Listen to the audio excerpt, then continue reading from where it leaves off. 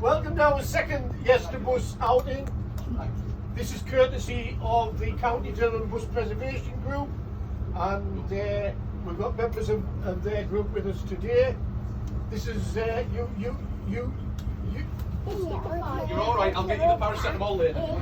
United APT, which was new to Darlington Depot, and for most of its life it carried the Tyne Link livery. However, due to union intervention, it wasn't used very much on that service, and it spent most of its time travelling backwards and forwards between Barnard Castle and Darlington with the Tyne Link branding on.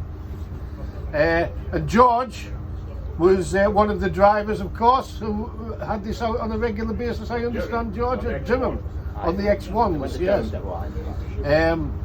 So this service is going to the town service round Woodhouse, and then it'll come back, and then it'll double up and start on service 1 to Tower Law. So I'll leave you in the capable hands of our duck, Mathew.